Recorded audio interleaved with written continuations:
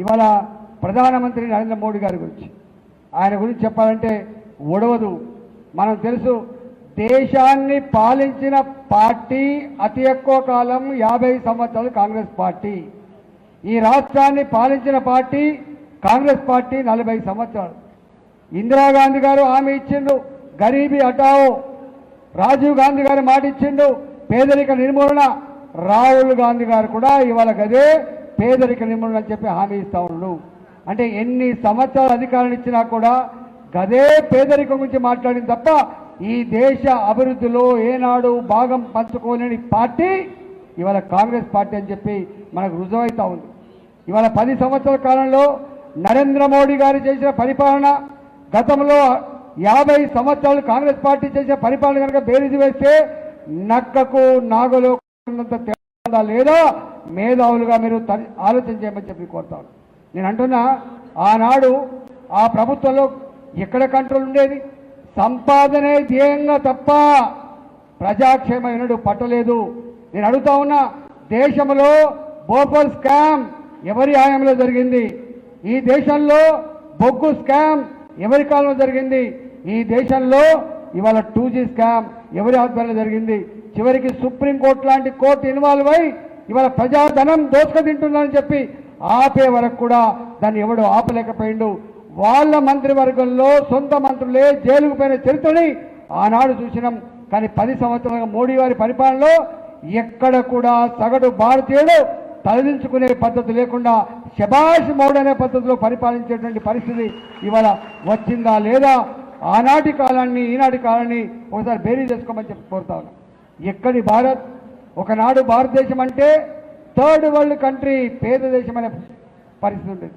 కానీ అలాంటి భారత్ మోడీ గారు వచ్చే నాటికి 11వ ఆర్థిక వ్యవస్థకు ఉన్న భారత్ మోడీ గారి 10 సంవత్సరాల కాలంలో ఇవాళ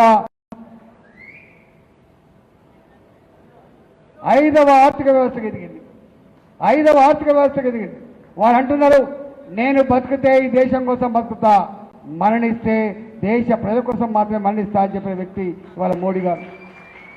రేపు నాకు అధికారం ఇవ్వండి, సేవ చేసే భాగ్యం కలిగించండి. మొన్న కరోనా కష్టకాలంలో ప్రపంచవ్యాప్తంగా ఆర్థిక మాంద్యం ఉన్నప్పటికీ కూడా భారత్ మాత్రం ఆర్థిక పురోగతి సాధించగలిగింది. రేపు తప్పకుండా 3వ ఆర్థిక అతిపెద్ద వ్యవస్థగా భారత్ను నిలబెడతా అని చెప్పి మోడీ గారు ఛాలెంజ్ చేస్తున్నంటే ఇవాళ మోడీ గారి ఆలోచన ఏందో మనం ఒకసారి అర్థం చేసుకోమని కోరుతా ఉన్నాం. ఒకప్పుడు భారత్ అంటే అమెరికా ఎంత చిన్నది చూసేది. మన ప్రెసిడెంట్ ఆఫ్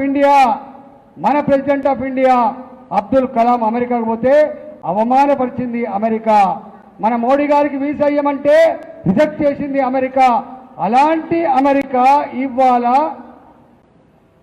అమెరికాకు పోతే మోడీ గారికి రెడ్ కార్పెట్తో స్వాగతం పలికి వాళ్ళ పార్లమెంట్లో మోడీ గారు మాట్లాడుతున్నప్పుడు వాళ్ళ సెంటర్ లేచి చప్పట్లు కొట్టే పరిస్థితి వచ్చిందంటే భారత్ కీర్తి పతాకం ఎక్కడిగిందో చెప్తారు. నేను అడుగుతా ఉన్నా, ఒకనాడు జమ్మూ అండ్ కాశ్మీర్లో రక్తం చిందని రోజు లేదు. బాంబుల మూతలతో, తుపాకుల శబ్దాలతో ఎగిరిపడ్డ కంఠాలను చూసినాం, చిందిన రక్తాన్ని చూసినాం. కానీ వాళ్ళ అదే జమ్మూ అండ్ కాశ్మీర్ 370 ఆర్టికల్ రద్దు చేసి ఒకే దేశం ఒకే చట్టాన్ని అమలు చేసినటువంటి మానవుడు నరేంద్ర మోడీ గారు. అవునా కాదా మీకు చెప్పండి. ఆనాడు మన జాతీయ జెండా ఎగరాలంటే ప్రాణం గాల్లో కలవాల్సిందే.